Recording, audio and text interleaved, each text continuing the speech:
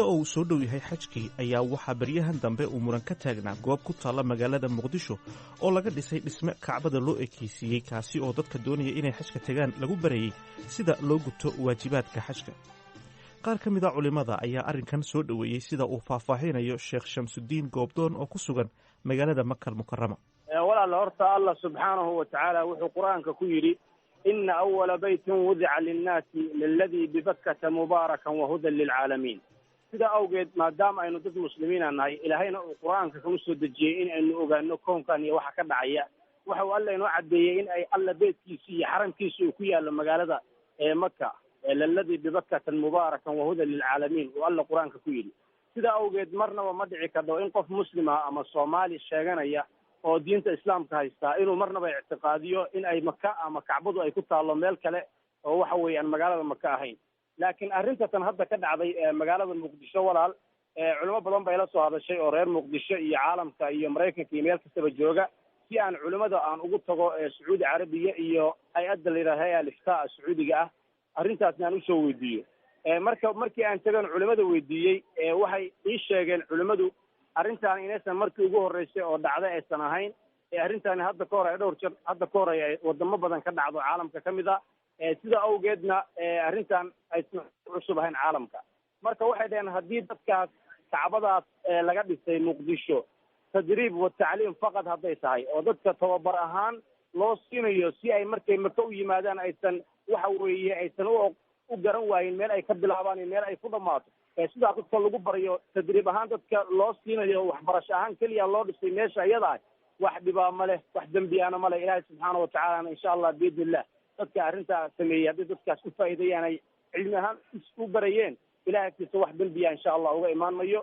laakiin bay dhaheen culimmadu waa in markii ay arrintaasi dhammaatay xujooyadu soo baxdo maka timaado waa in la dundumiyaa meesha iyada ah si aysan hadhow talo u dhicin in dadku macnaha inta dhismahaas iska sii jiro in dad iska waxa weeye caqligooda ama cilmigoodu yar yahay in aysan naftooda ama aysan nufuustooda waxa weeye aysan si yacni qalada aysan u qaadanaysan meesha hadhow tale waxa weye shirki uga imaan waa in la dundumiyaa sidaasna waxa weeye ay insha allah culimadaas sameeyeen. laakiin meesha arrinta hadda laga sameeyey oo dadka wax lagu barayo wax dhibaa ma laayeen culimadu. dhinaca kalena waxaa jiro culimo arrintan ka soo horjeesatay iyaga oo sababo kala duwan ka bixiyey sida uu faahfaahinayo doctor xasan albasri oo ku takhasusay culumta islaamka iyo barbaarinta kuna sugan dalka yemen. waxaan qiyaasayaa barnaamijkaas in lagu degdegay oo ah barnaamij koobi ama falsafad guud laga qaatay kacbadii islamarkaana laga dhisay muqdisho. waxaa markaa moodaa in shareecada islaamka ay ku tahay gaf, waayo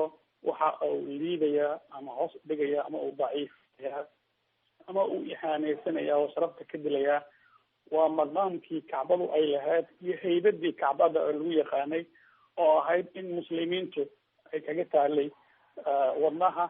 islamarkaana waxaad moodaa ii sheeg in dadkii shawqii loo qabay iyo jacaylkii iimaaniga ah ee loo qabay kacbada inuu markaa sii nuxuusayo, waayo shaygan marka lasoo koobiyeeyo in badan ka hor yaalo shaygii asalka laga soo koobiyeeyey waad iloobaysaa waxaana ku mashquulaysaa shaygan lasoo koobiyeeyey oo aslan ah wax aan jirin.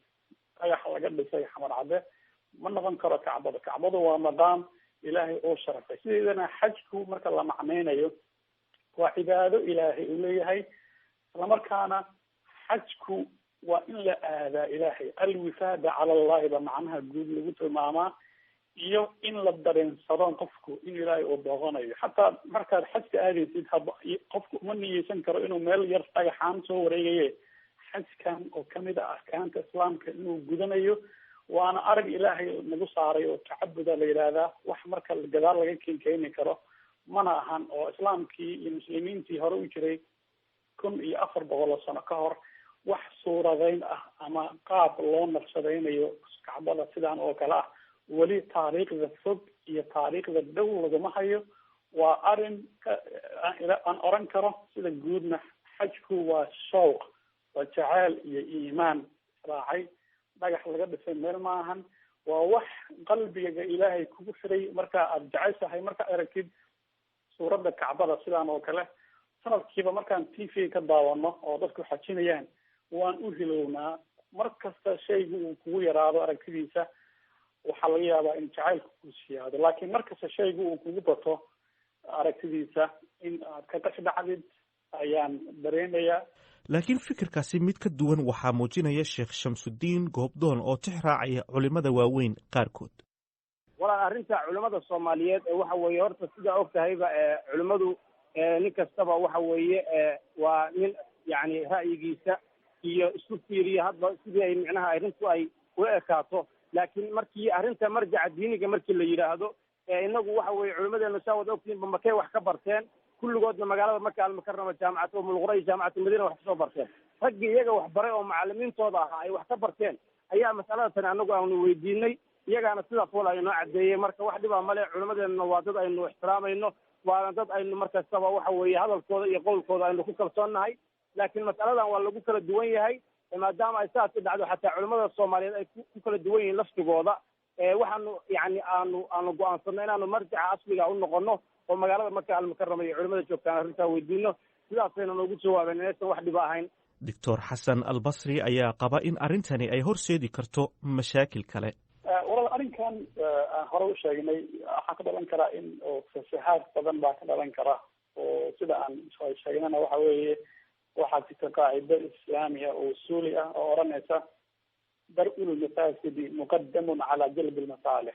shayga haddii uu fasahaad keenayo iyo masaalix yar, fasahaadkuna uu badan yahay, waxaa la rabaa in la joojiyo kulliyan. marka waxaa ka imaan kara in mashaariic ganacsiga oo magaca shaarka islaamka iyo xajka wax lamida la furo, in soomaaliya markaa la dib looga yegleelo, oo marka ay kamid tahay in masjid al aqsa iyo